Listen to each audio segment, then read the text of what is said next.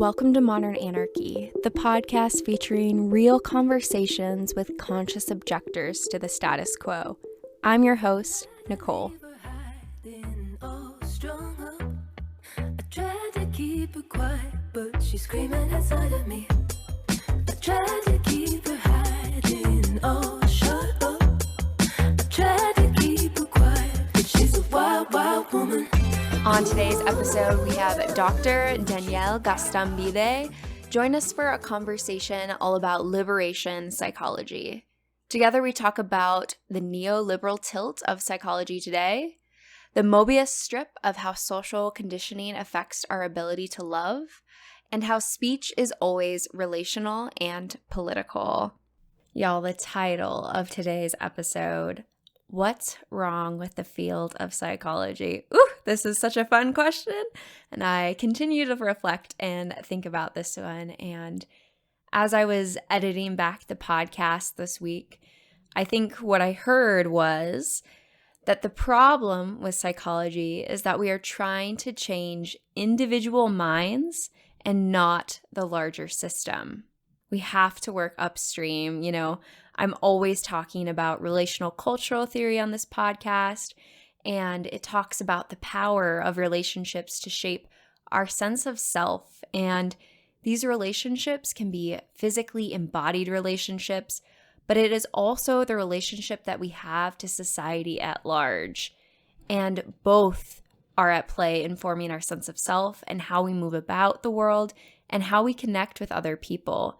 And I think maybe we could even throw in our sense of relationship to spirituality and a higher being. Y'all know I come from that spiritual trauma background, so I'm always working on that one and pushing my boundaries at that edge. But I do think that our sense of connection to a higher power also plays into our sense of self.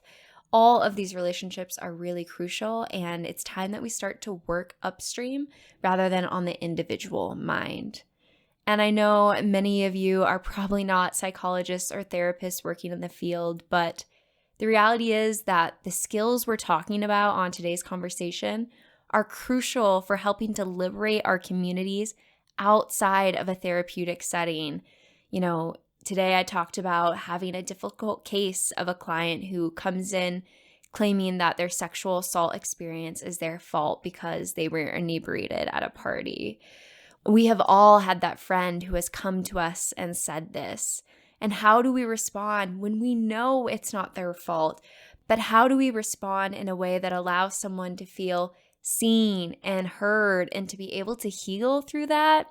Y'all, that is tough, and it is part of what we talk about in today's conversation. And I also just want to say that remember, if you do have a psychologist or therapist, that they are also humans with their own existential lens to this world. And that lens is subject to their own bias as much as I have my own bias as well. And I say all of that hopefully to dethrone this idealization that we have of therapists and psychologists as the source of all truth and knowledge. It is true that we have studied a lot, but as we talk about in today's conversation, that education, that program is fed down a system that we all need to be liberated from. The reality is the clinical work is political and there is no escaping that. So today's conversation is all about liberation, and I am so excited to share this conversation with all of you dear listeners. I hope you enjoy it and tune in. Well, then the first question I would want to ask is, how would you introduce yourself? So I am Dr. José Gaztambide Nuñez. I am Assistant Director of Clinical Training at the New School for Social Research. I'm also a candidate in analytic training at NYU postdoc, and I run the Franz Fanon Lab for Intersectional Psychology, where I work on all things decolonial, specifically around race and class, both from a theoretical point of view as well as a research point of view. Yeah. So that's speaking in a nutshell. Absolutely. And how did you get there, right? I'm sure there's a journey to even getting to that stage of what you're doing with your life. How did I get to where I am today? I mean, Yeah. For that, we must go back to my childhood. We Let's must do dig it. deep, Let's do it. I'm Freud. Let's go go. go into the deepest layers of the onions. I mean, I'm like, I'm just one of those weird kids where, other kids knew they wanted to be like, how do you say, like firemen and police officers and astronauts, and I just wanted to be a psychologist. I grew up in San Juan, Puerto Rico, and my mom was very involved in our church growing up, and a lot of the pastors were very psychologically minded. Mm. Like they were either exposed to psychoanalytic thinking in their seminary training, or in the case of my youth pastor, was going to school to study psychology.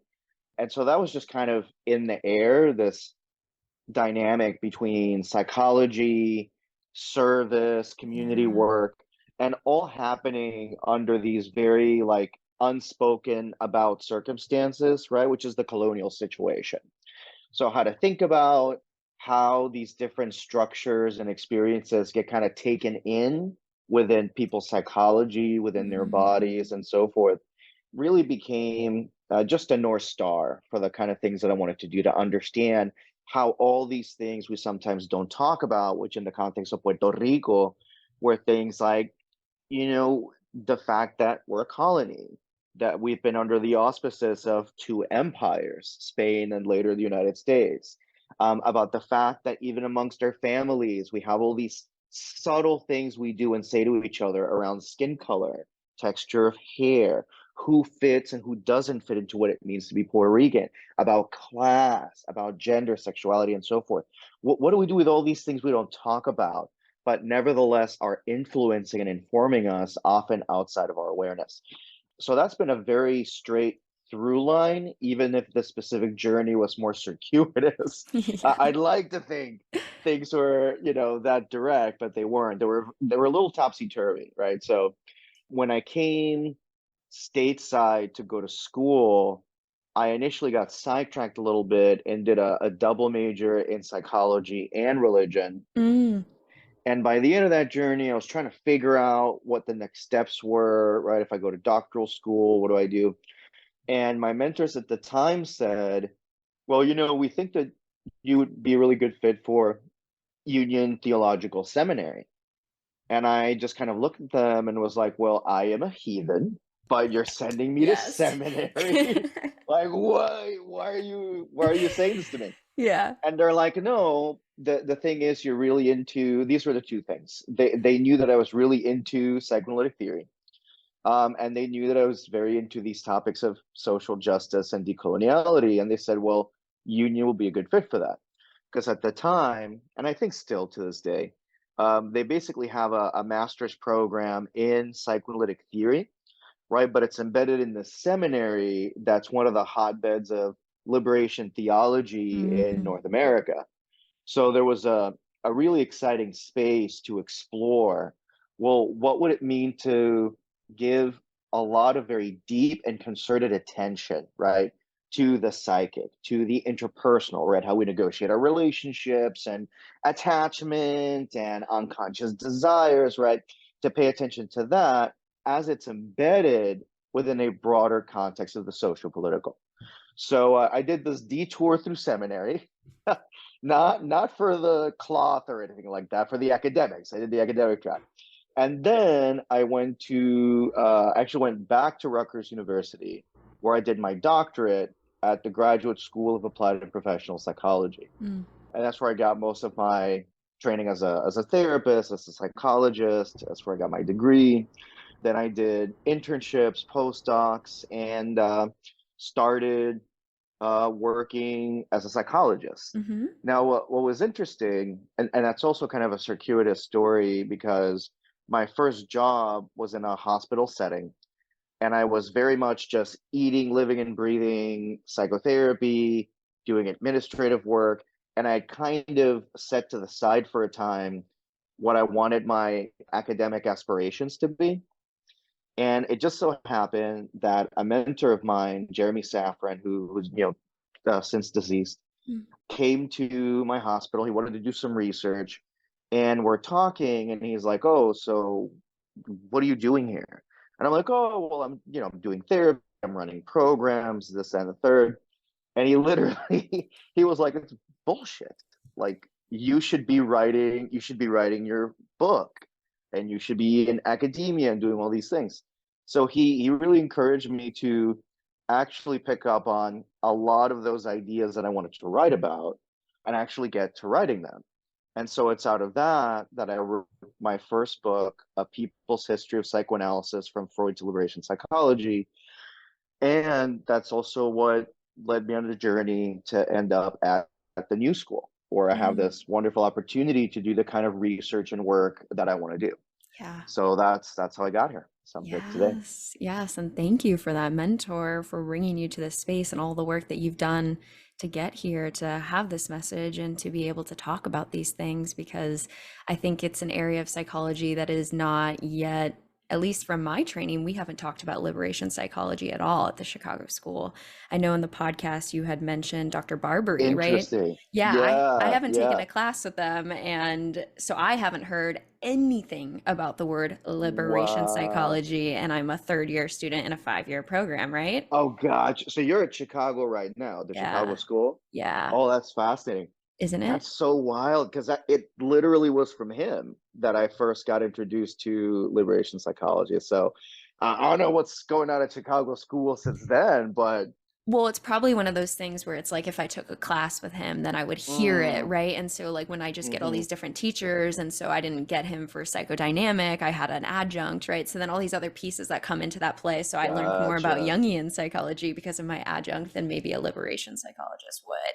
But yeah, that's fascinating. And I think that part of this is the social justice piece of all of this, right? I think Hmm some people would hear us talking about psychology and not even know the colonialization of that, right? Like, hmm what do you mean by that? If I could ask you to explain a little bit more about, what's wrong with the field of psychology?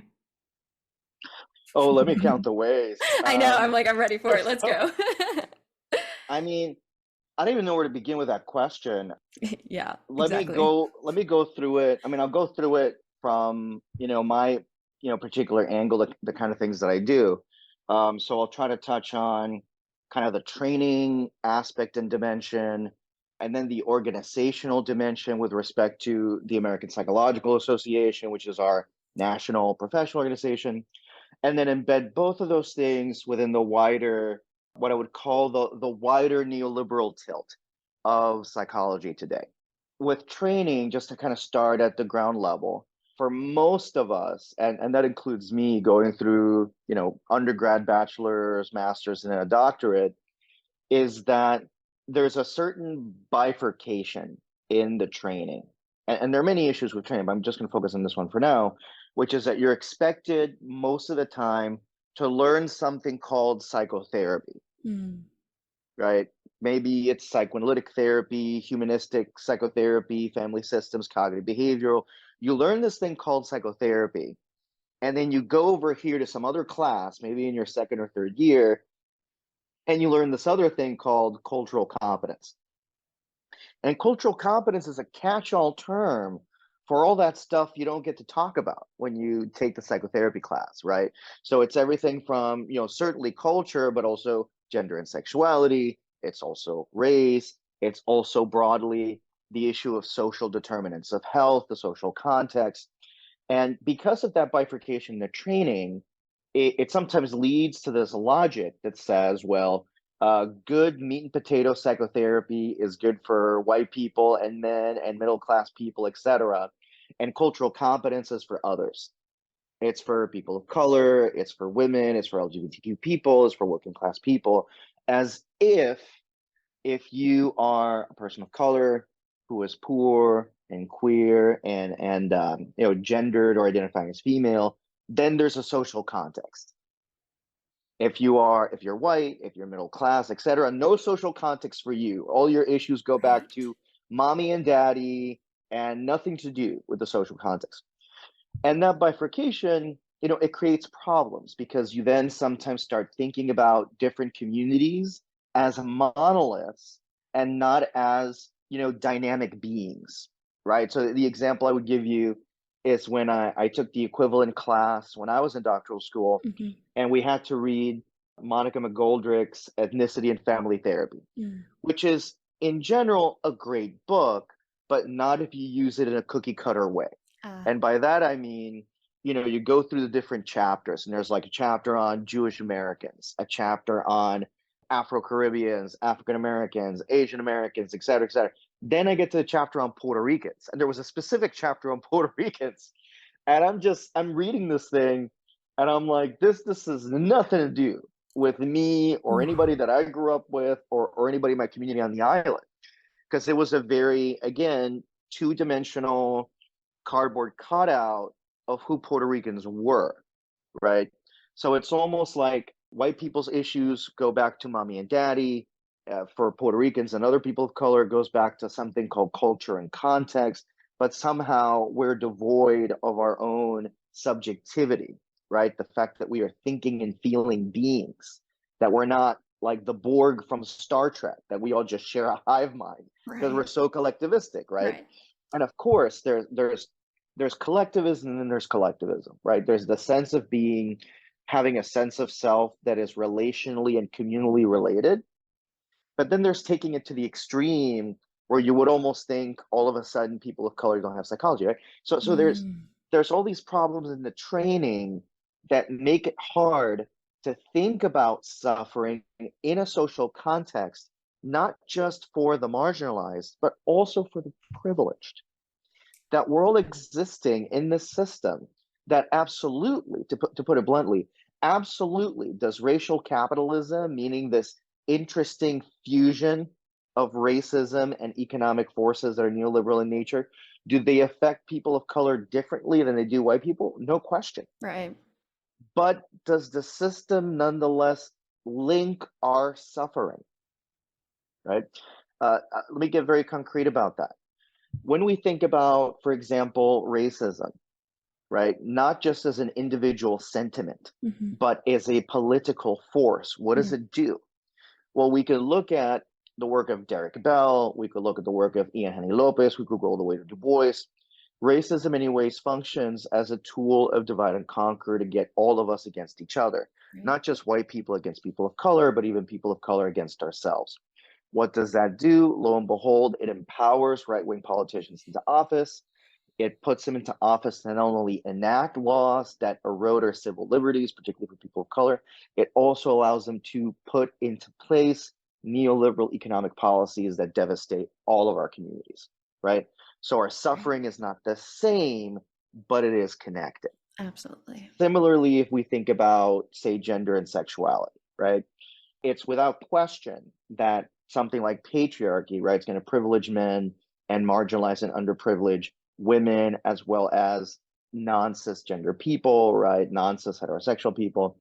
But at the same time, in order for patriarchy to function, it needs to create kind of a wounding in men and then weaponize that wound. I'm speaking here of cisgender heterosexual men. It needs to weaponize that wound against cisgender women, trans women, LGBT people broadly, in order to maintain its power, right? Hmm. That's a much more complicated and integrated way of thinking about suffering than psychotherapy is for white people and cultural competence is for people of color, right? So that bifurcation creates problems. And then you have to ask yourself, well, why do we bifurcate human suffering in this way? Why is psychology so divided? Why is clinical training, why does it give us, in effect, such a hard time in thinking about the social, even when it claims to value diversity, to value social determinants, to want to change Right. the world, and yet the tools that it gives us to do that are they're so lacking. In some ways, it almost makes it harder to think about questions Hmm. of social policy, of social occasion, and ultimately politics. Why does it do that? As I alluded to earlier, there's a kind of politics in our field that privileges the compartmentalizing of suffering, right? Right. So instead of thinking, well, what policies, evidence based policies, could reliably address hunger, poverty, racism, inequality, we get stuck with doing things like, well, try our new resilience app. 15 minutes a day, you'll build up your resilience. That's or gonna work. engaging in different kinds of initiatives that try to change, lo and behold, individual minds, but not systems. Reflecting on one's privilege is, of course, important, right? But no amount of me reflecting on my identities is going to change, right? The fact that we don't have a meaningful healthcare system is going to change the fact that many of our immigrant communities are still being persecuted in this country, right? So issues that could be addressed through policy instead get transformed into an individualized quick fix, if that makes sense. And that very much comes from the kind of philosophies we have in much of our training that bifurcate issues that are profoundly sociopolitical and turns them into bite-sized individual problems. So racism is no longer seen as a structure, even though we use the language of structural racism. It's turned into an individual sentiment, changed at an individual level, and so forth, also for sexism, queerphobia, and so on. This gets us to the professional dimension, right? Which is the American Psychological Association, which sets a lot of guidelines and policies, right, with regards to training. Mm-hmm. There, I'll simply say, there's things that I can't talk about, things that I can, but Mm. I'll simply say that within APA, you can similarly find this neoliberal ethos when it comes to what kind of policies APA supports and which ones it does not support, in terms of what the angle of vision is when it comes to structural change. And sometimes there's an awareness that that kind of politics is at play. Sometimes it's just seen as the air that we breathe, Right. right? Even amongst us who will see ourselves as progressive and pro diversity and pro social justice, may nevertheless think about it in a very neoliberal way. Now, I'm aware I've been throwing that word around a lot. The way that I use the word, Mm-hmm. simply put, is a preference for economic and social policies that supports and favors market solutions. In other words, letting business and private equity solve our problems instead of engaging in public goods to solve our problems, right? So leaving it up to, well, we're going to partner with the startup to create the resilience app, as opposed to, maybe there should be more mental health treatment equity in our healthcare system, You right? don't So a say. policy solution Yeah. versus a market solution. And unfortunately, much of psychology is captured by market logic, right? And more of these kind of private business partnerships than a real consideration of top level policy that could address these different psychosocial problems. So I know that was a lot, but I hope that that makes sense. It does. It does. And I think what's interesting then is on the individual level, right? You have a client that comes into this room, they sit with a psychologist, they say, I'm struggling to have enough money to provide for my family. I'm really stressed out. I don't know what to do, all this sort of pressure. And then the psychologist, me, you, sits there and says, well, you have depression. You have depression. This is a problem within you, right? And then that person identifies with that sort of thing. And these labels can be helpful, but then the problem is it's not taking into context all the things you just talked about. And then that person feels like it's all their fault. Yeah, yeah. It's the lack of what I would call, with respects to Lacan, a mobius strip. I don't know if you're familiar with that Oh, little tell thing. me, So it's yeah. it's literally it's a strip that's shaped almost like an infinity sign. Mm, And if you put your finger on the outside of the strip and you trace it, the outside becomes the inside. mm, And if you keep tracing it, the inside becomes the outside again. And what I mean by that is that we're able to think about, yes, people can develop depression. People can develop distorted beliefs about themselves and other people. sure. Yes, people can have early childhood experiences that frame how they see the world. Right. Absolutely true. But to also consider that those same dynamics don't just have an internal origin and not simply a relational origin, again, in terms of mommy daddy stuff, Right. but that they also have a broader, to put it simply, social origin, right? That it's not an accident that more and more, people come to therapy saying, I'm having trouble connecting in my relationships.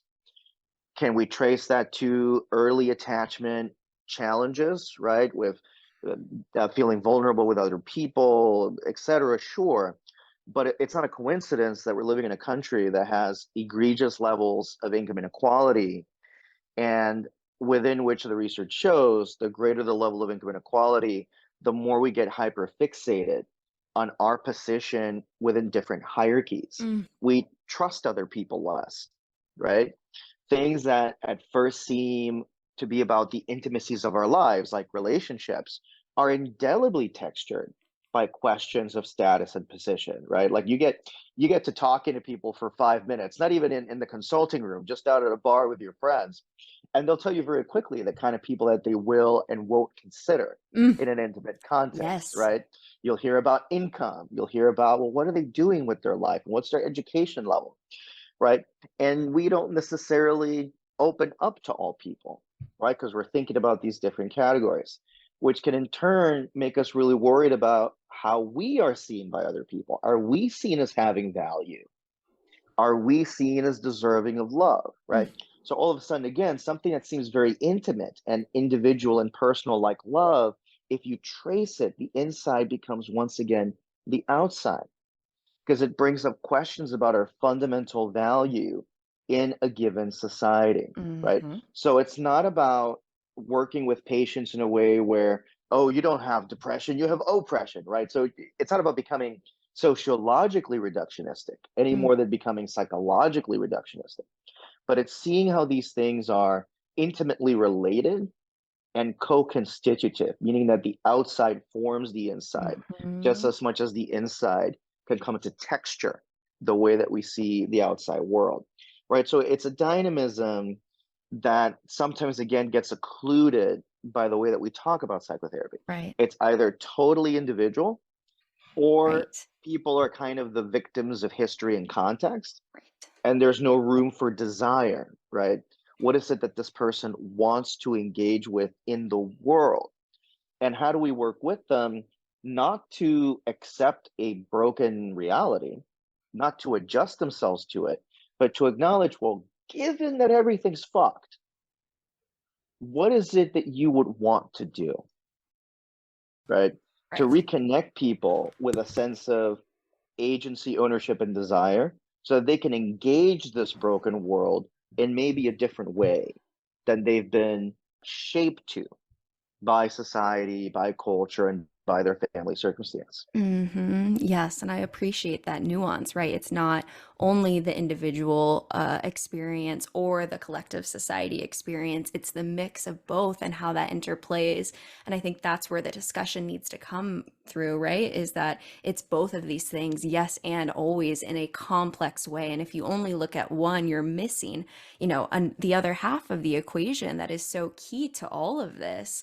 And I appreciated the conversation about relationships because as someone who is focusing more on sex and relationships, I mean, it is Hmm. so prevalent, the power and the Hmm. socialization of all that stuff that comes into some of the most deeply intimate aspects of the human condition, connecting in intimacy with our bodies with other people. And that is so deeply ingrained in all of this, right?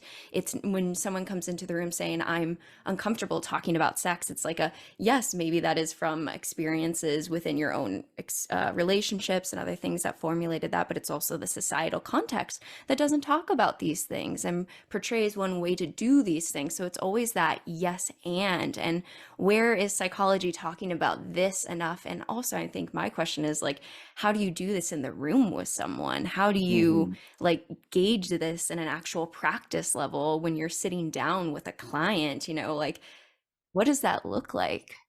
That's a concrete technical question. What does it actually I look like? I mean, I like, mean, shit, as a clinician, you're right in training. I'm like, yeah, what do yeah. you actually do with that? That's so hard. I mean, it's interesting. So, like, definitely when I was in training, and probably the first 5 years or so post school, Hmm. it always felt like, trying to mix apples and oranges. Like, Yeah. how do I take all this training in early development and people's beliefs and relationships of self and other, and this genuine desire to really make room for talking about the social, Right. well, how do you actually do that, right? And Right. I think oftentimes people talk in a very aspirational way, like, of course we should bring up culture, talk about the social, political, etc. But it's very rare to get concrete how-tos as to how to do it. So I've pretty much kind of cobbled together from clinical practice, from theory, and from research a way of doing it Mm-hmm. that's been very helpful for me and that I've started to write about in the last couple years. I'll give you kind of a bare bones version of the theory and research, and then I'll get into, well, this is what it looks like in the room, and Sounds good. then we can see if that makes sense. So part of it comes from psychoanalytic theory, and psychoanalytic theory sort of between the work of Sigmund Freud and the work of French analyst Jacques Lacan. Mm-hmm. The way the theory works is very simple. When we speak, it's not just us speaking.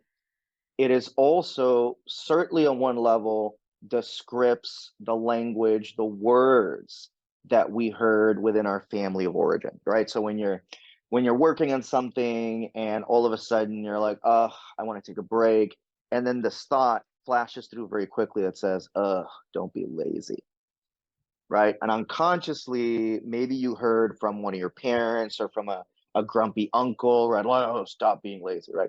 So part of it comes from certainly childhood relationships. But another place where our speech comes from is the social cultural context, that we are speaking lines, as Lacan puts it, within a broader script that we're not aware of. And that script includes the script of our life history, but it also includes this social political script that comes from our society, right? So in that sense, our words are not necessarily our own, but they come from this bigger and broader place. Mm-hmm. Now that's the theoretical piece. In terms of the research, something that we know about how the brain works is that its primary function is to move a body in physical space, right? So literally, you feel you feel snackish. So you literally, without thinking, without needing to consciously calculate it, your brain knows how to pick up your body, move towards your fridge, and then get a sweet concoction of your own predilection, right? And you can do all of that without thinking, right? You don't have to think left foot in front of right foot, etc., right? So the brain's primary role is to mobilize the body in physical space. Through evolution, right, as we develop the capacity for language, Mm-hmm. many of our centers that are implicated in language actually came out of brain regions intimately concerned with where the body is in physical space. Mm-hmm. For that reason, many of our metaphors for relatedness, for the social, are very spatial.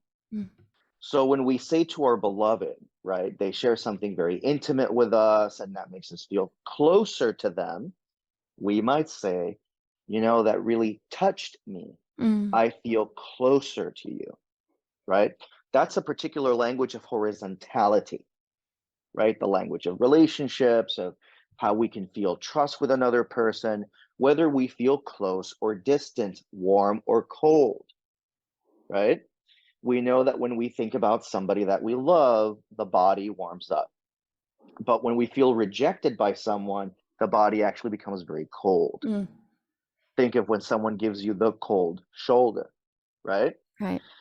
Similarly, when we think about status and hierarchy, if there are two social cognitive systems that are very central to our functioning as human beings, is a kind of horizontal system organized around relationships and a vertical system organized around status, Mm. where we are in the pecking order, right? For example, when you say like, oh, when I met with that supervisor, I felt really bad about my clinical work. They had some critical things to say. I felt really put down, right? Or my supervisor said, I did a really great job. I feel on the moon, right? I'm on cloud nine. These are all vertical metaphors. Right. They capture a sense of where the body is in a three-dimensional space, Mm. whether that's feeling closer to an intimate conspecific or where the body is, metaphorically and literally, on a social hierarchy. Who is above and who's below, who has value, who has less value. Okay, let me pause there and see if that makes sense so far. That our speech is textured indelibly by the speech of others and by the language of our social surround, the theoretical piece. Mm-hmm. Empirically, the way our brains work is that we map out interpersonal relationships and social positions using spatial metaphors, right? When you feel, for example, like you applied for that job, you really, really want it, and you don't get it, you suddenly feel like, oh, I got dropped. Mm. I got rejected. I'm no longer in the running, right? You feel it in your gut, almost like you're falling, Mm. right? Now, let me pause there before I get to the concrete clinical stuff and see if that theory and that research makes sense. Yeah, it's interesting. I had never heard of this.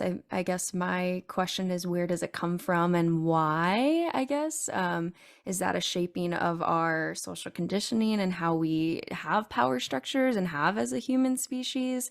Because I mean, I wonder, like what about the spiritual context of all of us being, potentially No. spiritual beings? If you say I feel like a god, or other sorts of things too, like Yeah. that. So I'm curious, like where this power space dimension comes in and why, but that might not also be pertinent to the point. So, I mean, I think it's an important question. It may touch on the clinical in a bit, but just to kind of get into it, part of it is simply put, we did develop these systems through evolution, mm, right? So we developed, for example, as John Bowlby teaches us, a system for negotiating relationships, right? The attachment system, which very much maps into this horizontal mode that I was discussing earlier. hmm, Similarly, we did develop the capacity to think about and reflect on where we are in the community in relation to others. What is our right, place, right, right? And that's also important. But the issue here is that we also evolved to develop those hierarchies rather flexibly. Let me give you a very dumb example, and then I'll get into a more anthropological example to sure. illustrate the point. Did you ever play when you were a kid, like some form of, cops and robbers or Ninja Turtles, superheroes, Mm-hmm, right? mm-hmm. So with your friends, you might be like, oh, I'm Batman and you're the Joker, or I'm Right, Superman, you're Lex Luthor, right? And then you go, pew, pew, pew, oh, I killed you, you're dead, right? And then you and your friend might switch, right? So now your friend is Batman and you're the Joker. And you do the same thing. You fight, pew, pew, pew. Oh, I killed you. No, you go to jail, right? All those different things. So clearly there's a hierarchy embedded in the game.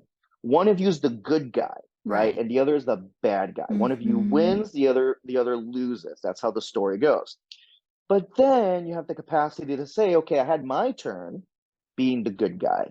Now you're going to be the good guy. I'm going to be the bad guy, right? So there's this flexibility, this capacity to shift who's in what position when, unless you get into that one kid in the playground who's an asshole.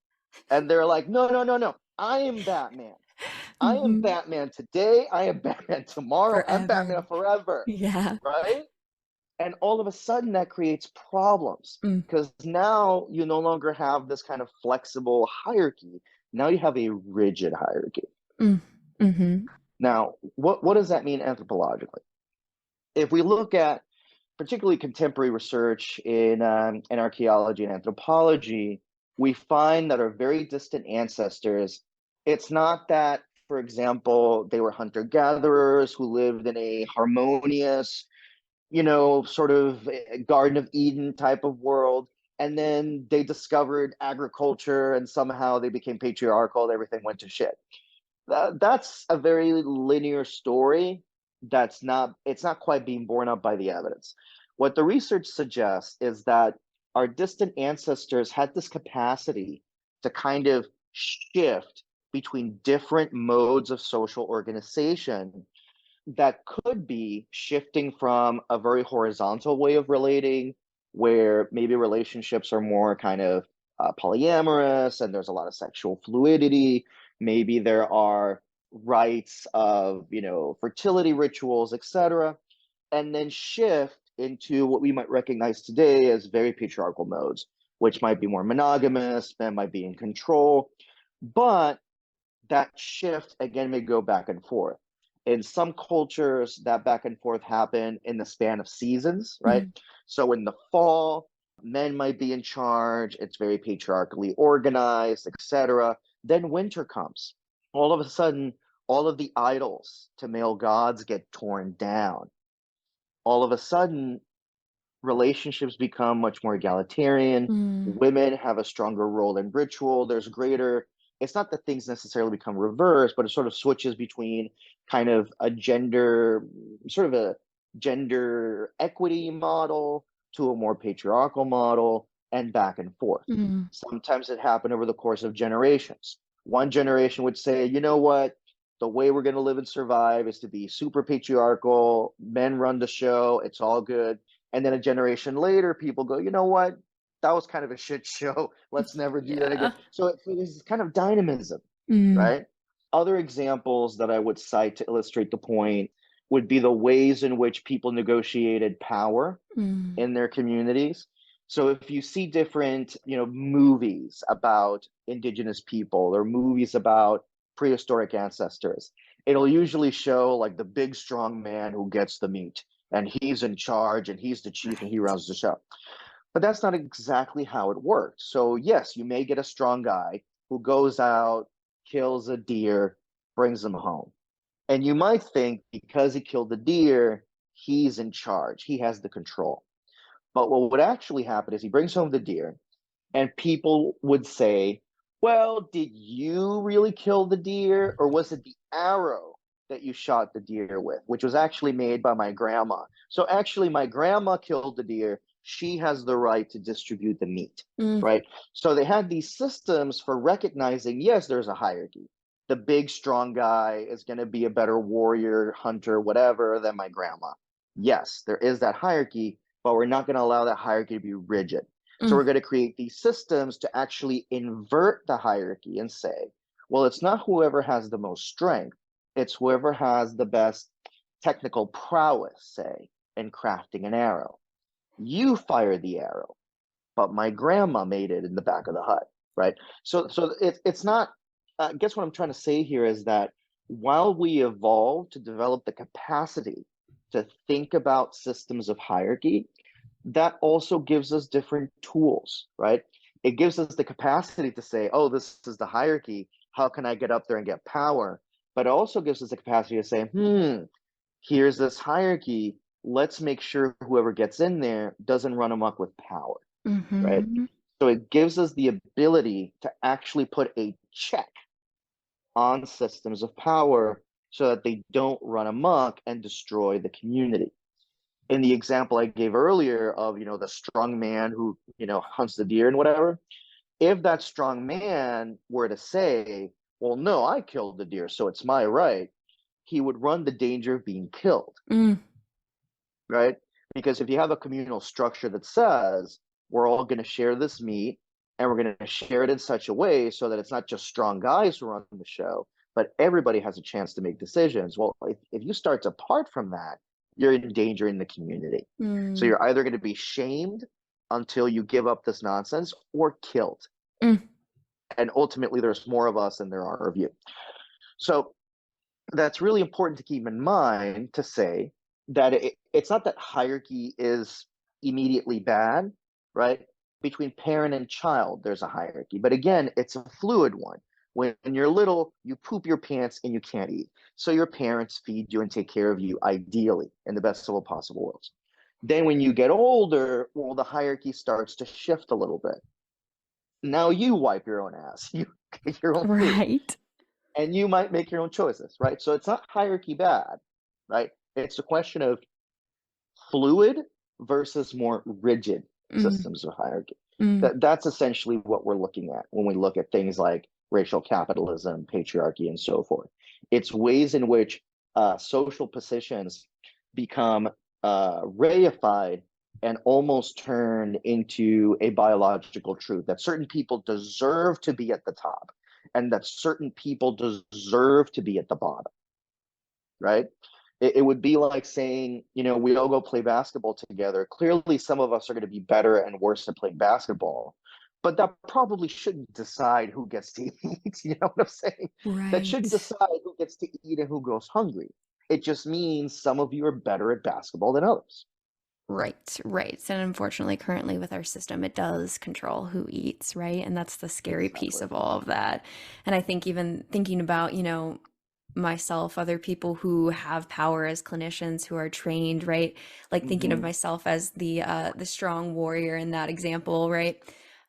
It's interesting to remember that the only reason that I'm here with this is because of the privilege that I've had and all of the other people that have shaped me, right? Like I am not an island in this. I am, Hmm. the product of the grandma who made the arrow, who taught me how to do this, all the different professors that have trained me in this. And that way, I Yeah. think it's like we need to understand that more of our collective experience is a yes, and that there is an individual experience of what I've done in between it, but it is not my ownership over this. This is a collective thing. We're always being shaped by all the other people that are around us that are helping us to come into this. Hmm. And I think, for me, my orientation that I've been training under is relational cultural theory, Hmm. and how Hmm. that tries to not have this like top over dynamic with clients to claim like where they should go or what they should do.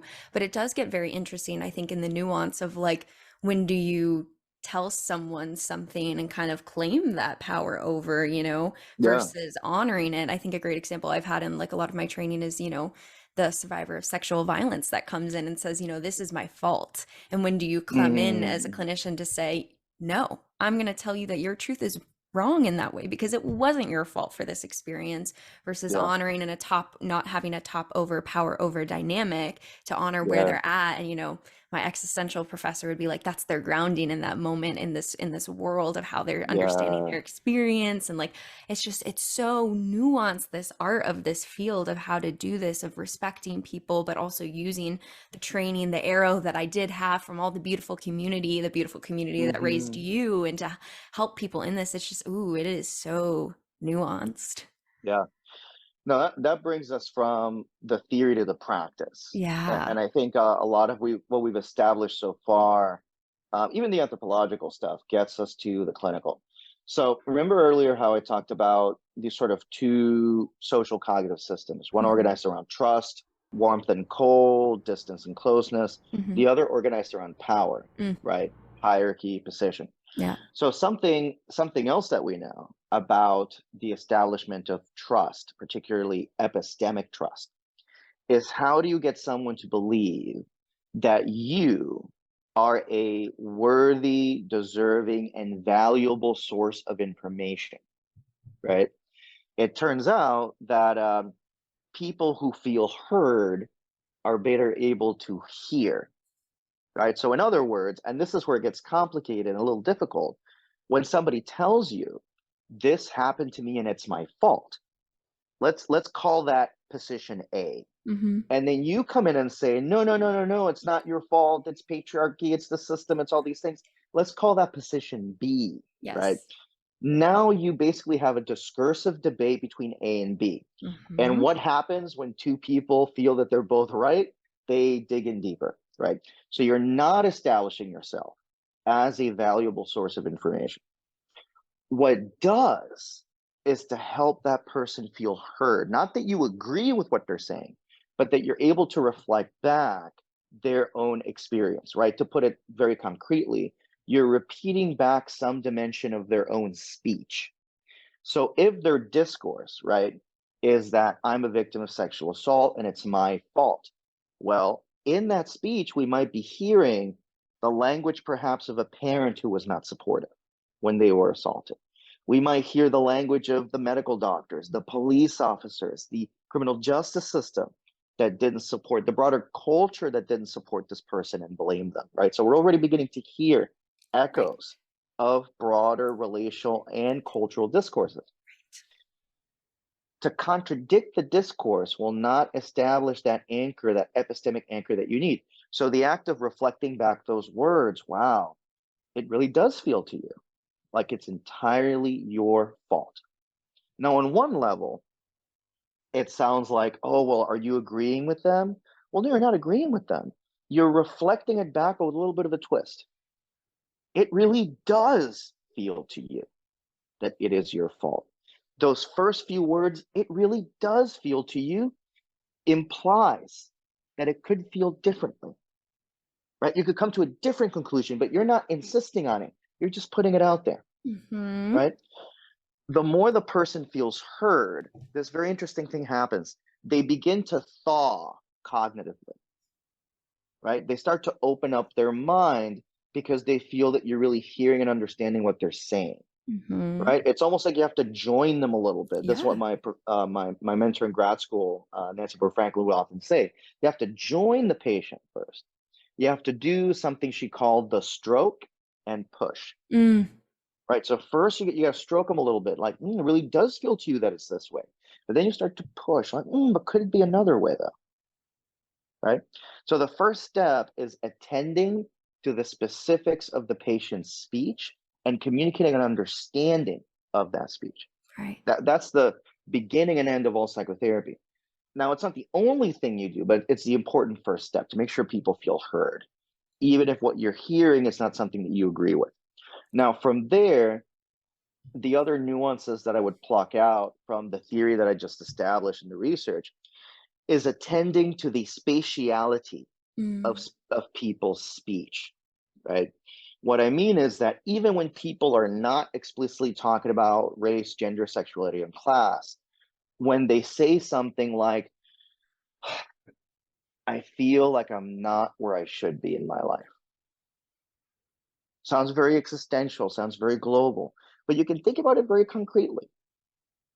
I don't feel that I am where I should be in my life. That presumes that you are somewhere here Mm-hmm. in a lower place and you want to get to this higher place, right? So, very subtly, there's the implication of a kind of hierarchy, which may be about class, could also be about gender, could also be about Right. sexuality and race.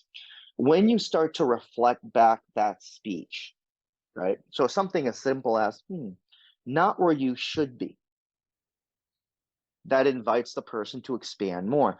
Well, like I don't have the job that I thought that I would. Like I spent all these years in school and for what? Like I did everything I was supposed to. And yet here I am, right? Nowhere in there does the person say, I'm feeling depressed and anxious because of capitalism. Right. But embedded in that speech, well, the person was told if you work hard, if you study, if you do all the things you're supposed to do, you'll win at capitalism. And yet here you are anxious and depressed and wondering where you belong, right? So the more that you pave the road by attending to the nuances in the person's speech, who do they feel close to, who do they feel that they're able to be vulnerable with or not, who do they feel above or below to, Mm. right? When you start to attend to that kind of language, you start to very organically evoke themes related to culture, power, and identity without Yeah. needing to be necessarily super heavy handed, Right. right? So the patient that comes in, I have a student, Mercedes Okosi, who did a wonderful dissertation on cultural ruptures in psychotherapy. Mm. And something that she found is something that other studies have found as well, which is that many patients of color in psychotherapy have two related concerns. On the one hand, they want to be able to have the space to talk about race, culture, and identity. Yep. On the other hand, they don't want the therapist to jump to conclusions that the reason why they came to therapy is because of race and racism, Right. right? To the exclusion of any other issues they may have in mind, Right. right? Like relationships or what have you. Right. So you have to be able to hold a balance between, again, these two dimensions of experience, the relational and the political, and to be Mm-hmm. able to join the client in attending to how this emerges organically from their speech rather than trying to impose it on them in a very heavy-handed way. Now, that doesn't mean you don't throw it out there, Right. right? That doesn't mean you don't broach it and then see if it lands. But you want to be careful that you don't impose that on the patient because again, that might lead them to not feeling heard. I can't tell you how many patients I've worked with who've been in other therapies where they're like, yeah, all my therapist wanted to do was talk about my immigration experience, but that's not why I came to therapy. Oof. Or Oof. or the therapist wanted to talk about, my trans identity and my transitioning process, but that's not why I came to therapy. And it started to make me feel that I heard this from not only from clients but even from friends, where like the therapist, they try to perform being an ally, but it winds up making the person feel kind of uncomfortable. Like, wait a minute, the problem here isn't my being trans. The problem is, I lost a relationship, or I lost a job, or a parent died, things that Right. everybody deals with. Right. And, Right. and sometimes people kind of miss the plot, because instead of, again, attending to what the patient is saying, and this isn't, there's a lot of science to it, but it's not rocket science. Attending to what the person is saying will get you there, rather than imposing it from without in a way that feels like an imposition, and sometimes even a display of power. Because Yes. how bizarre would it be, right, for a patient of color to feel that their white therapist is trying to dictate what their identity is or should be, right? Or for a cisgender person to try to dictate what a trans person's experience is, right? And so on and so forth. So all that to say, I think speech and language is cardinal. Speech and language is always already relational and political. And if we can, attune our ears a little bit, right? It's sometimes this thing where if the patient doesn't explicitly name racism, sexism, etc., then it's not an issue. And yet, if you attend to their speech in this way, it starts to bubble up just in a more organic way. So that would be kind of my broad brush into how to engage these issues in the clinical setting. It's a way that kind of speaks to many of our different therapeutic traditions, Mm-hmm. but that adds a little bit extra. What I mean by that is, if you've been taught to listen to distorted cognitions, that's what you're going to listen for. If you're taught to listen for early attachment ruptures, then that's what you're going to hear. But if you don't learn how to hear for the nuances of the social political, then you're going to have a hard time figuring out how to engage it in a clinically effective way. Right, right, absolutely. And I think that that discussion too about the hearing, listening to where the client's Mm-hmm. at, their experience is so powerful because, like you said, if you come in with this overhand, this is what's going on, this is what's happening, one, that's just going to activate someone's defenses and they're going to shut down, like you had mentioned, Yeah. right? And not want to hear you and just defend stronger in it.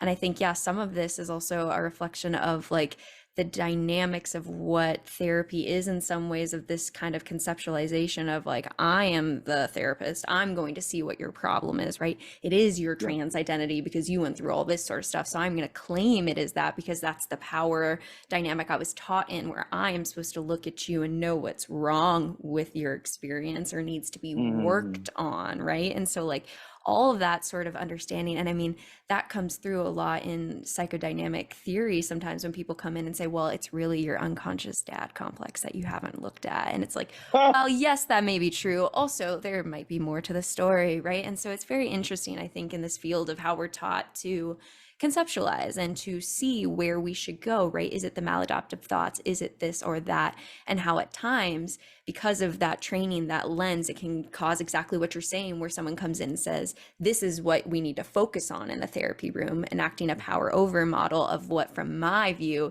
is Mm-hmm. the situation compared to, like you're saying, listening. And I think what I'm hearing so much so is truly how this is such an art and a science, right? It's such a dance to Mm-hmm. be in with people and to sit with them and to honor them and to also come with your own perspective and hear their perspective. And I think what my biggest hope is in having conversations like this on a public platform like the podcast is that, not to discredit the training that we do as clinicians and the importance of our work, But I think collectively being able to do this on a larger scale with all of our relationships, right? When you hear people in your community, whether you're a therapist or not, that are having, the sexual assault survivor, someone in your community that happens to, we don't come in and say to them, no, that's not it, that's not it. Like we need to work on a Right. collective level in all of our relationships, even outside of the therapy room, of listening, of being with that person, of honoring their experience and where they're at and sitting with them. That's my dream, because I think in the sense that all of these systemic things are going on, the answer is not going to be all of us getting into a therapy room. All of us are going to need to learn how to sit with people Hmm. better and how to be there and honor them in our own individual relationships. So I think it's important to bring these sort of conversations of how to sit with someone, how to be with them, how to help another person into a public discourse. Because, yeah, one therapy room alone is not going to change this larger dilemma that we're in terms of the systems and in terms of just generally how we relate to one another on an individual community level as well. I mean, I'm curious about that. How do you see that link between finding new and different ways of being in relationship with each other? How do you think that springboard into this more political dimension? I mean, I think that the reality is that we haven't been, taught how to emotionally sit with another person and to be close, right? And to hear stories. And a lot of that might be from, right, the societal relationship that we have to society at Mm, large, especially for people that have been socially conditioned as men to not have emotions, right? And then also our individual experiences and our family systems and other sort of relationships. I think that if we can all learn how to better sit with one another, better listen, better be in connection, I think that yeah. collectively it almost maybe eliminates the role of a therapist in some ways, right? Like that's big, big dream, right? Where like we could all be Hmm. available to one another, to hear, to listen, to have that experience. Because ultimately, personally, all this training I have is teaching me on how to do that better. And I want to Hmm. share these skills with other people so that way we have more of a community level of healing together instead of having to have it in a therapy box, right?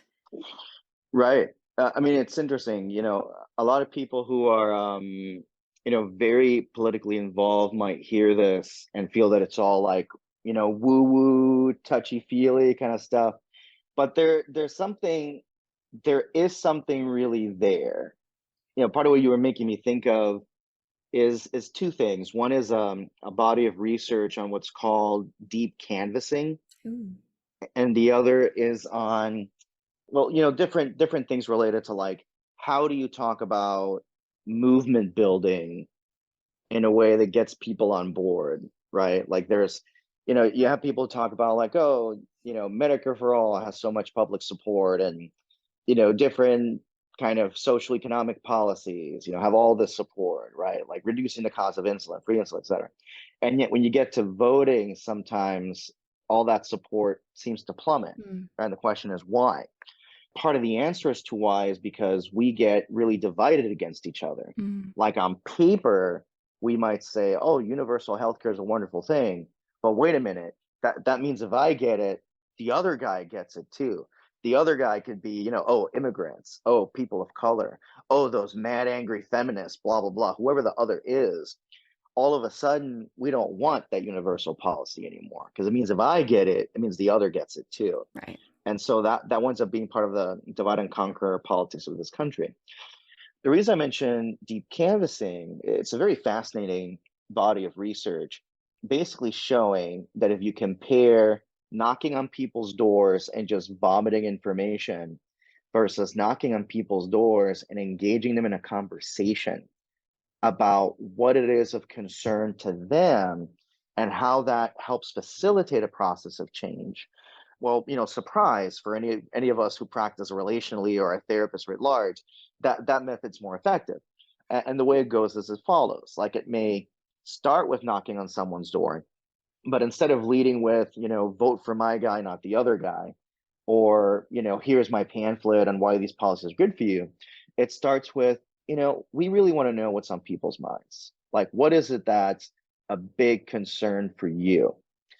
And there's a lovely clip you can find on YouTube of deep canvassing in action where they do essentially this, and it was around LGBT civil rights. Mm. And this young activist knocks on a door, and it's answered by an older Latino man. And so they start, with this prompt, like, oh, we're wondering what people's concerns are about recent laws that are coming up Mhm. around LGBT rights. What are your concerns? And this older Latino gentleman, says a whole bunch of very, homophobic and queerphobic stuff, right? But instead of, getting defensive or just going, no, you're wrong, the activist says, I wonder why that is, or what makes you concerned. And they start digging a little deeper, and the person goes, well, where I come from, we believe in the family and we have to protect the family. It's like, oh, and is that your wife sitting there on the couch? Yeah, that's my wife. God gave me the love to love someone with a disability, and so I take care of her. It's like, oh, and then the activist says, oh, well, that's what I'm trying to do for my partner. Mm. That's why we want to make sure that there's these equitable laws for people who are LGBTQ, because we're trying to take care of our families too. Right. And then there's this moment of recognition where the gentleman says, like, oh, like you're LGBT, like, oh, you seem so nice, right? Like that kind of typical trope. But again, remaining non-defensive, the activist starts to build a common bridge with this man based on some shared values, which is that all of our families should be taken care of. Right. And isn't that what we all want, to make sure that our families are okay? This, it's a little bit of kind of the joining we talked about earlier, right? The kind of stroke and push. This leads to a shift in the conversation.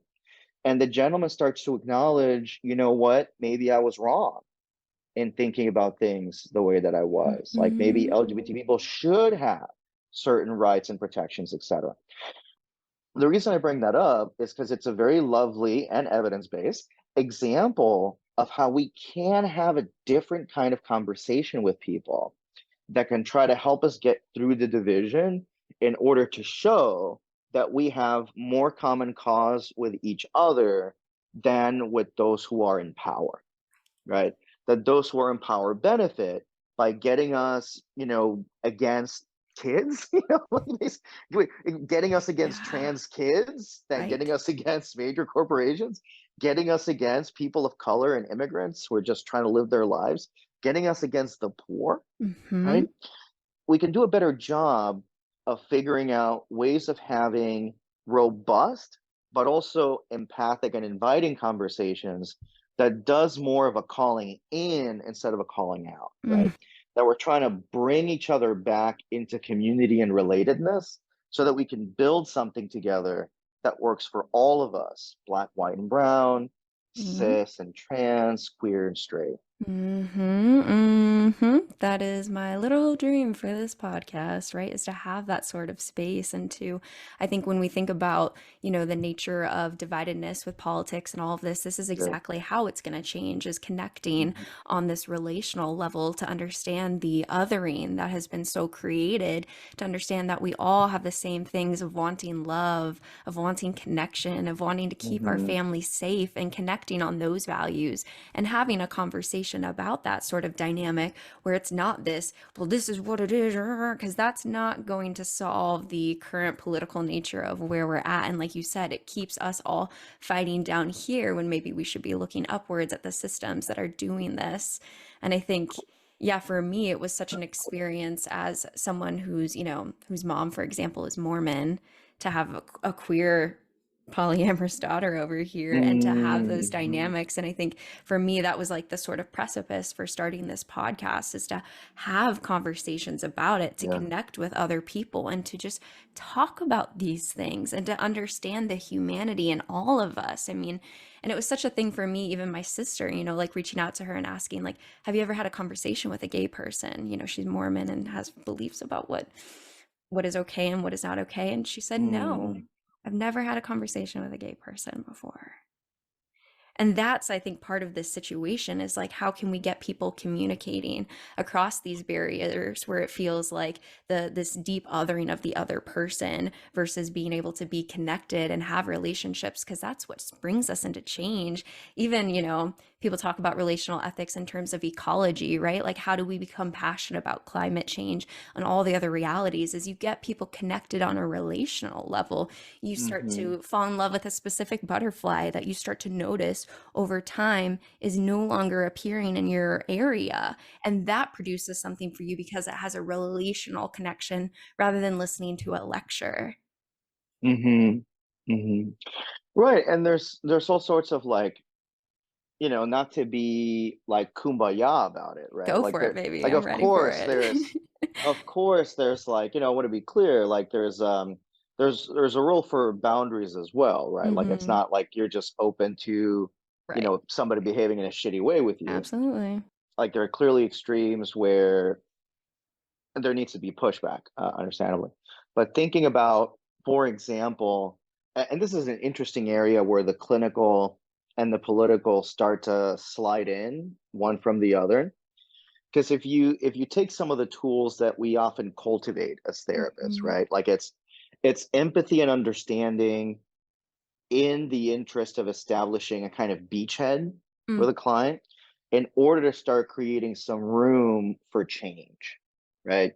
Like in DBT, they talk about is that dialectic of acceptance and change. It can't just be acceptance. It can't just be change. It has to be the synthesis of the two. And I think similarly in the political realm, we need some kind of adaptation of those ethics. Like it's not like a Puerto Rican man is suddenly going to go talk to a white supremacist and think that they're going to change their mind and not want to, throw me in a that's bonfire. safe. Yeah. So like obviously not that, but there are also so many people who I think can be talked with, talked through, and talked out of some more extreme beliefs if we were able to cultivate just a little bit of space and empathy, right? Mhm. Like, I can't tell you how many conversations I've had in my own community with other Puerto Rican men, Latino cisgender men, cisgender heterosexual men of color around issues related to cisgender women Mhm. or queer people where it starts out in a bad place, right? Like it Mm. starts in a place where they're saying some pretty bad and fucked up stuff.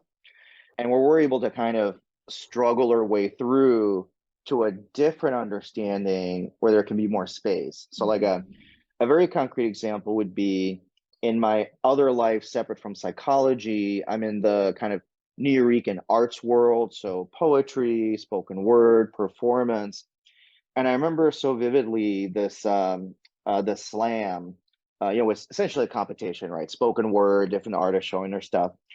I remember at this one slam, there was a trans Puerto Rican poet who did this absolutely beautiful and very painful poem about being the other woman to the cisgender guy who was on the down low. Some of the judges during the break, they're outside having a smoke. Some of them are friends of mine, and we're talking. And a lot of them are shook by the fact that even though they're cisgender heterosexual men, they were so moved Mm. by this poem that was getting them in the position of identifying with what it's like to be a woman who's turned into, basically a side piece by a man, but in addition to that, a trans woman who's being turned into a side piece by a man on the down low. Mm. And that they were so shook by how hard they identified with the poet. And they're like, wait a minute, but I'm a man, and why am I having these feelings? And I was just like, well, have you ever had that experience of somebody just putting you on the hook and telling you sweet nothings, but not really having like a relation with you? Yeah. And they're like, well, yeah, I've totally felt that, but just not like that. And so the cognitive dissonance was there. And we talked about it, and it landed in this place of like, oh, this person's a human being. This person's a human being who deserves love, right? You can't have those kind of conversations if you just stay in like, oh, it's bad that you have these obviously sexist transphobic beliefs. Like, it's not that you obviously condone them, right? Like they're bad, but you're communicating both like, I Mhm. wouldn't see it that way, but also have you considered this, right? So it's again that both and of, okay, so I can tell you're really uncomfortable by the fact that you're connecting with this trans poet. You're really uncomfortable. Why? What's that about? What does it mean? And I think those kind of conversations, especially in the community, when it's had in that kind of more calling in space, it just feels more effective at getting people to actually change their minds and hearts than just being like, well, you're bad. And now I'm Yes. not going to talk to you ever again, which Yes. is distinct. And I want to be clear again, this is distinct from people engaging in like obviously abusive, destructive, and toxic behavior that should be totally called out, right? Right. So it's not like now you're going to treat, homophobes with like tender gloves. That's not what we're saying. Right. It's that, figuring out how to find those spaces to use a certain kind of Mm. relationality to help people pivot. Because more often than not, I do think people have a desire to pivot, if that makes sense, either because they don't understand, like, wait a minute, this is my cousin who was, I'm ride or die for them, but all of a sudden they came out and now I'm having some conflict because this is somebody that I love, Right. but now they're coming out and revealing something about themselves that challenges these beliefs that I have over here, Mhm. right? And without a space to process that in community, people are more likely to then double down, even though a part of them wants to stay connected with that family member, with that friend, right? Mhm. So all of that to say that there is a way of thinking relationally about how to talk to people and have these difficult conversations in a way that both challenges them but also communicates to them, you know what? I think these beliefs that you have are really toxic and destructive, but you are still a person with value, and I want to see you do Mhm. better, right? Mhm. Mhm. That's such a beautiful example, and I think it touches on the power of art, right? The power to Yeah. have these, it's not just conversations like that, it's also creating art like that that people can connect to and feel the humanness. And again, another Hmm. example like that, yeah, it's the cousin, it's the connection to all of this that makes us kind of sit back and wonder if, yeah, maybe we were wrong, maybe there's more to expand with. And in that, not having this cancel culture to a degree, right? I think this is such a nuanced thing of keeping people accountable for the injustice and the harm that they're doing, and also remembering that no human is throw you can't throw away a human being, right? How do you still meet Hmm. them? My professor is always trying to get me to think like and watch the Jeffrey Dahmer tapes and ask myself like, when could I stop Oh being my his God. therapist, right? Hmm. Because that's a human being right there, right? And what does restorative justice look like in these spaces? And I mean, all of this is so nuanced too, because if you're wide open with no boundaries to like helping everyone, you yourself will drown. You need community that isn't Hmm. completely all this sort of like social work and holding people in this and trying to help. So for me, it has been such an interesting thing to build community in this and to find, kind of like you said, that flexibility between, holding people accountable for the problems and the injustice and the harm that they're causing and calling them in to do better and to sit with them in their experience. It's, the collective work that I think all of us can do as a society to get closer to that space. I think that's exactly right. It's very, fraught when you think about working with people who offended in some capacity. Like it's sort of obvious, right? Like our criminal justice system is broken. It does not have a restorative stance at all, right? Like it's very obviously bad.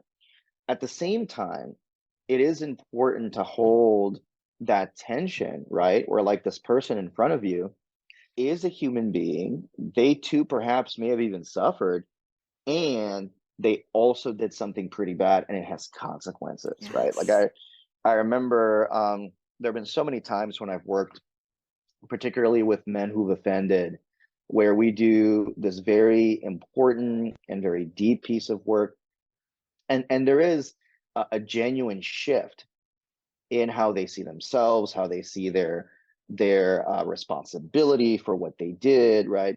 But then at the end of the treatment, they might be like, "Oh, I know that this isn't reasonable, but I need to ask it. Like, do you think it's possible that either I may not get jail time or I may get less jail time, right? Like it's a fantasy that somehow, even though they've done a bad thing, they could somehow not go to jail. And I'll tell them like, I really appreciate the work that we've done together and that you've really been thinking about what you've done. Mhm. But no, like Right. the simplest thing is like no, like the likelihood. Let's walk through it together. Let's walk through it. What happened? What did you do? What was the outcome? And Mhm. what was the outcome to that person that you harmed? Right. And as we walk through that, you tell me, Mhm. like, you tell me, is it possible that you will not go to jail or that you'll have a way, way, Mm. way reduced sentence time? And through thinking about it and exploring it, right, it becomes very clear. I mean, a number of things. One is continued guilt over what they did, right, which is still being processed and digested. The other is a very real wish that they wouldn't have to go through the consequence, right, of being in prison, which again is horrible. And we have a terrible non-restorative justice system. That is beyond true. But it's also true that in working with someone who's committed a very heinous crime and harmed a person, maybe even multiple people, that we do need to have that consequence that Yep. says, you did this, Yeah. you're a human being. And whether it's working in a mandated setting, whether it's working with you in the prison system, like we're still going to value you and Mhm. try to build you up to a place of restoration.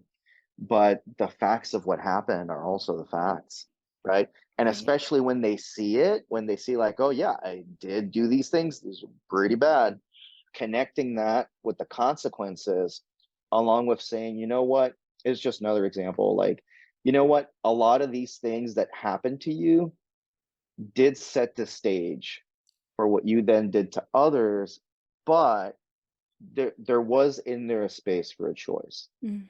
right? Especially in cases where people who've been offended on and then offend against others, Mhm.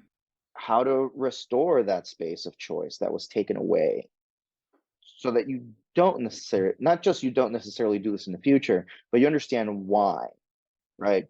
And in a very concrete way, it's because the humanity of the person that you might feel the temptation to offend against is tied up with your own humanity, right? Like there's a pain that you did that may have come from your own pain, Mhm. which doesn't excuse your behavior, Right. nor does it save you from the consequences of that Right. behavior, but it creates a path towards rehumanizing Mhm. oneself, right? Mhm. Because that's what a lot of, obviously not everyone who's in a marginalized situation, offends, obviously, Right. but it may be a factor for some people. And so to be able to say, like, yes, all these things happen, but at the same time, there's a pathway to have your humanity being recognized because you were able to find your way to recognizing, you know what, there are people that I harmed and I have to make a repair both to them and also to the community. Mhm. And that's what's going to bring us back, right? So the restorative work may not be found in the criminal justice system, it may not be Right. found in the penal system, but we have to think creatively about how to engage in a restorative practice even within non-restorative conditions, if that makes sense. Absolutely. I think that's always my question is what do we dream of for the future of a different model? And I don't know, you know what I mean? It's an Sure. interesting world because you have to be held accountable for these things. These are real harms that were enacted. But yeah, what does that look like on a restorative justice scale for future if we were to dream about a different world that isn't our system? It's hard to say, but I appreciate the nuance of the yes and to all of this, right? To Mhm. you had power in that. And also, there were things that maybe put you into this context, right? It is yes. And so it's not one or the other where you can just say, well, this is the product of my childhood and it's not my fault. You know, like we have to hold the Mm. nuance, the duality of both of yes, these things put us here. And also you had the power at times to respond differently because like you said, everyone doesn't end up enacting harm that has maybe experienced the same things that you have experienced. I think for me, what I try to hold on to too is that in terms of like connecting with the empathy and the humanness is that if I was the same person under the same sort of context and the same sort of realities, I could have done the same things. I try to Mm-hmm. always remember that I am no different than these other people that have gone through things that have brought them to the space to where they're at now. And I think kind of even, tying it back to what we were talking about earlier, that othering, to look at someone who has done that and being like, well, oh, gross, they're an evil person, they're this, right? And to Mm-hmm. forget that if I was in the same circumstances with the same pressures, with the same things, I could have been that person easily. I am no different Mm-hmm. in my humanness than this person. That's my opinion. Some people might get into Mm-hmm. different opinions on, like, genetics that might be linked to this sort of thing. I don't really know the research on that sort of stuff. Mm-hmm. Mm-hmm. Absolutely. Yeah. How are you feeling about our conversation? You feel like you're coming to the end, feeling kind of a sense of completion? Yeah, feeling pretty good. Feeling pretty good. Good. There's so much more that could be talked about with respect to anything, but Yeah, yeah. happy with whatever route you'd like to take.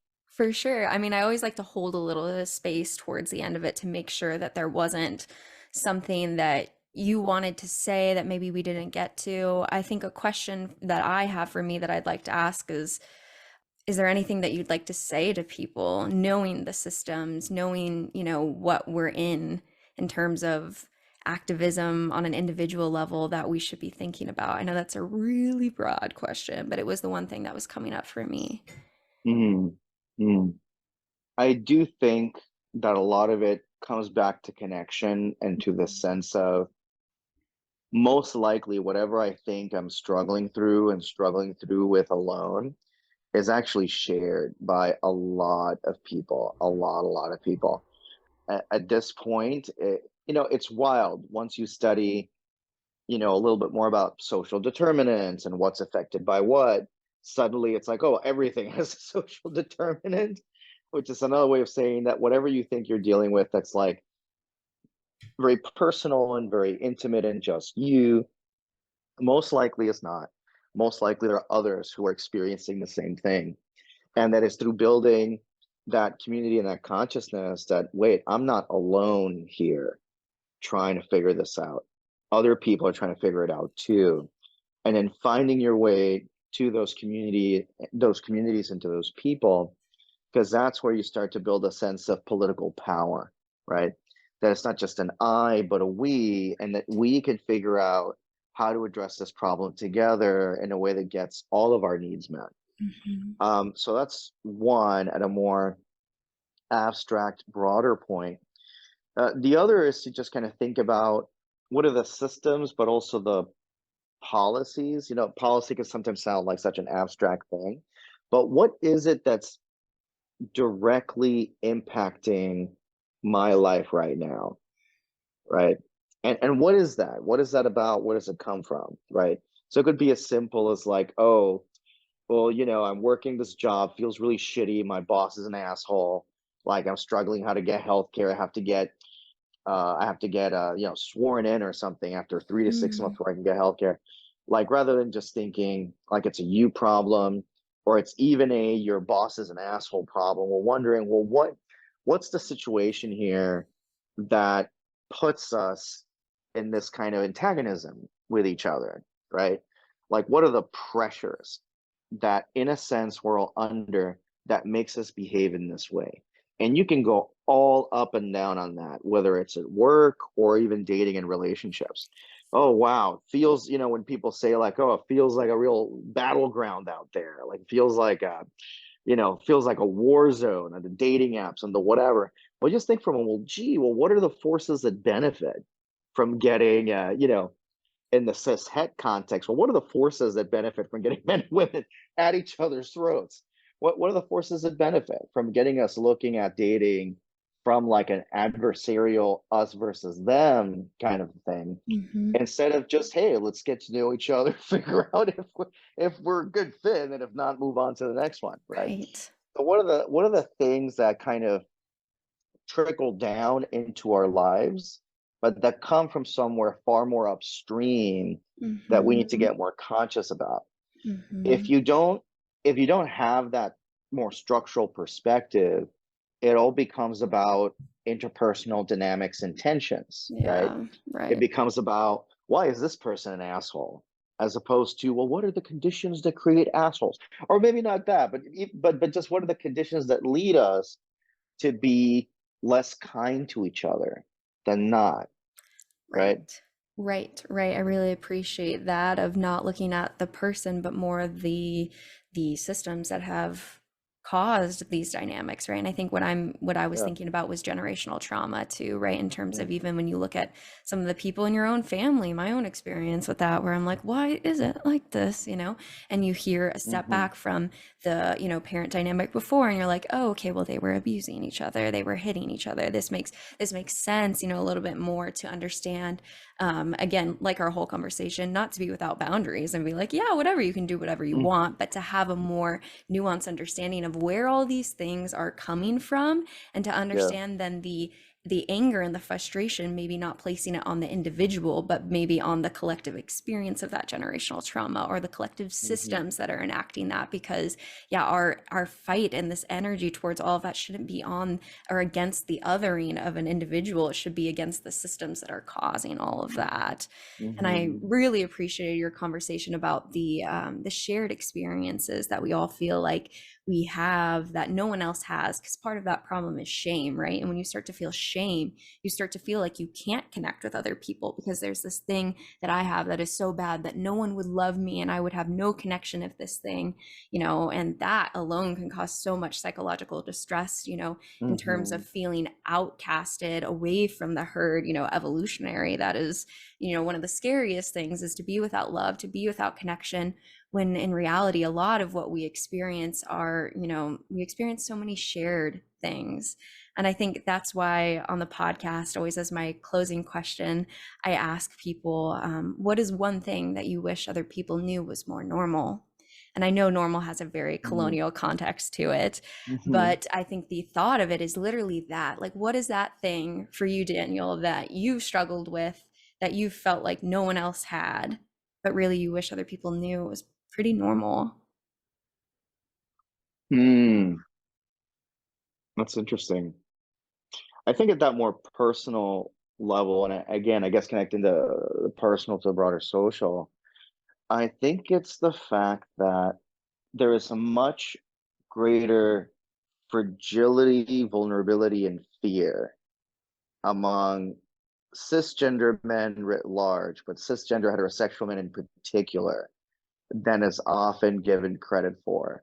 That there's a profound vulnerability, and if we can figure out how to engage with that vulnerability, not in a coddling way, not in a we're going to excuse all your behavior kind of way, but in a way that helps redirect particularly men away from some of the more toxic discourses that can kind of colonize masculinity, to put it in those terms, it might really prevent a lot of heartache, right? So Mm-hmm. again, it's not about giving men a blank check on their behavior, Right. but just having a more of an understanding that there's genuine pain there, and Mm-hmm. if you don't speak to that pain, you're leaving it open for somebody else to come along and speak to that pain, and ultimately leading to a lot more pain and hurt for everybody.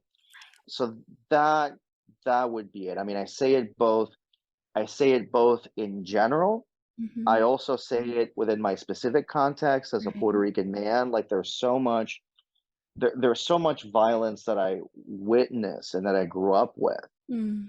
that kind of went back to a lot of these themes that we were talking about, right? Like stuff around relationality and vulnerability and Right. being able to feel safe. Mm-hmm. And what is it that happens for cisgender heterosexual men, particularly those who are from the global south, who are from communities of color, when that safety can't be assumed, when in fact the a priori assumption societally is that the single greatest danger is you, Mm. because you're always seen as dangerous, rapacious, sexually aggressive, right? All of these different things that get wrapped into the image of subordinate and minoritized men. right? So how to see that vulnerability and that precarity within that broader context Hmm. in a way that allows more restoration and integration rather than just condemnation. Like it's sort of Yeah. obvious, right? Like we should condemn sexualized violence, we Right. should condemn patriarchy and misogyny, like that should go without saying. But I think sometimes we so kind of paint everything with a broad brush that we don't see the pain, and Hmm. pain that requires not coddling but genuine care. Right. And care always being, again, this is all about a balance between boundaries, like no, I'm not going to let you do that, alongside with that care Hmm. that allows for the opening to happen, Hmm. right? Like people always joke about how, men will only open up after 6 beers and, watching the sports game and say, I love you, man, and then forget about it the next day, right? Yeah. That's a stereotype. There's a lot more there. There's a lot more there, essentially, is what I'm trying to say. Hmm. For that in general, but especially those of us who come from communities that have been painted with this broad brush of aggression and animality. Yes, absolutely. And I think for anyone who is not, a cisgendered heterosexual male, to understand that you're not free of this situation either, right? We are all fish swimming in the sea of patriarchal influence, right? And that's the water Sure. we breathe and live. And I think for me personally, experiencing the reality that when I've seen cisgendered heterosexual men that show emotion, how it actually has turned me off from my attraction to them. And I Mhm. take that to be the context of what I've been taught a man is, the cowboy man that comes in and has no emotions and shoots it all up and just rah. So I think all of us Yeah. too need to take a deep breath and think about that too, and notice when you see a man start to show those emotions, do you laugh and say, oh, get over it, come on, that automatic response, or does it turn you off from your attraction in that way? And can you become aware of that enough to sit with that bias that we all have because we live in the system that has taught all of us that, and to create more space so that men can come out and have this emotionality? It's not just on men, it's also on all of us to create more of that space when we've all been conditioned that way, at least in my own personal experience that I've noticed in this world. And so, yeah, all the people that aren't men listening to this, you don't just get to go like, yeah, men figure it out. It's both of us. Right. Yeah, exactly. Like it's all of us figuring it out Yeah. together in relationship, right? Because I think Mhm. this is where, a couple of my students did a very interesting paper on petulant masculinity and Mm. petulant vulnerability, which is the way in which certain men co-opt the language of, oh, we want men to be more vulnerable, but then wind up kind of weaponizing tears to try to get things from their partners, from people in life, right? So it's certainly not permission for men to just shed a few tears and then manipulate people into whatever they want, right? But it is for sure trying to open up a space to have a twofold question. Mhm. Not just men be more vulnerable, but do we actually know what to do with men when they are, Right. right? I had a colleague who shared, I think this was a case of couples therapy where, Mhm. the women identified partner was like, oh, I want you to share your feelings and be open and be vulnerable. And then the one session where the male identified partner cried, they didn't know what to do with it. Yeah. They were just kind of stunned, right? So let's, of course, call men into greater vulnerability, into right relation. Let's call them in to being more open. Let's do all of that. Also, let's make sure we know what to do once they actually do that. Because if the moment they do it, they're told you're weak, Mm. you're not being a man. Oh, I don't find that attractive. Well, all of a sudden, we're in a catch 22 all of a Yep. sudden, right? Yep. Which is the very thing that patriarchy sells men. You can't be vulnerable because if you are, then you're going to get punched in the face. So punch Mhm. them first. That's the Mhm. patriarchal script. So if we really want to dismantle the patriarchy, we can't just say to men, be vulnerable. We have to create spaces and create tools so that we essentially know and are ready to be able to listen to Yes. what it is that their concerns are, right? Same thing with children. Like we can say, oh, I want my kids to tell me everything. Fantastic. Are you ready to listen Right. when your kids speak, Yes. right? Yes. Oh, I want my Yes. partner to share everything with me. Cool. Are you ready to listen when your partner shares things with you? Things you may not like, right? Yes. It's the difference between, what we ideally say would want to happen versus do we have the tools and are we ready to actually actualize what we want to happen, Mm-hmm. right? Mm-hmm. Mm-hmm. Sitting with that discomfort with yourself when that starts to happen and being able to create Hmm. more space for people to show up in that way. I think that's how we're going to get to this collective society that has less pain, in my opinion, is if all Hmm. these things happen on these individual levels, we'll have a completely different society. And so trusting in the ripples, you start with one relationship you have with a man, and that can cause so much change in that. So a lot of the times I feel powerless in these systems, but remembering that even on the individual level, it's all tied up here and you're able to do this sort of work that can ripple out. And I really appreciate all of the nuance that you brought to today's conversation and all of your wisdom. It has been so lovely to talk about all these things with you today. Absolutely. Thank you so much, Yeah. Nicole. Happy to join you. Yeah. Is there anywhere you would like to plug for people who want to stay connected to your work and what you're up to? I'm not a big plugger in that respect. Like I I don't trust have that's fine. if anything, at best, I lurk on social I media love to see that. what other people are doing. I don't really engage in that way. But if people wanna follow my work, there's my first book, People's History of Psychoanalysis, Freud to Liberation Psychology. I'm always writing, articles and publishing papers. So if you go on PsycInfo or Google Scholar and just type in Daniel Gastambide, all the articles will come up pretty quickly. Been different podcasts and things. So if you type me in on Spotify or Right. iTunes or whatever, you'll find me there. Right. There's drgpsychotherapy.com, which is my website. There I usually post latest research and projects and books that I'm working on so people can check that out for the latest. But that's pretty much it for me. I prefer not to be found on most social media Yeah. accounts and presences. Um, so you can dig up the scholarship. You can dig that up Absolutely. Absolutely. on Spotify, iTunes, sometimes on YouTube. Yeah, yes, absolutely. And I'll make sure there are links to all of that in the show notes so people can just click away and find more of your work. So thank you for coming today and thank you for being a guest on the podcast. Happy to be here. Thanks so much, Nicole. If you enjoyed today's episode, then leave us a 5-star review wherever you listen to your podcast. And if you're a part of the anarchist community, then follow us on Instagram or nominate a guest for the show by sending in a letter to modernanarchypodcast@gmail.com. Otherwise, I'll see you next week.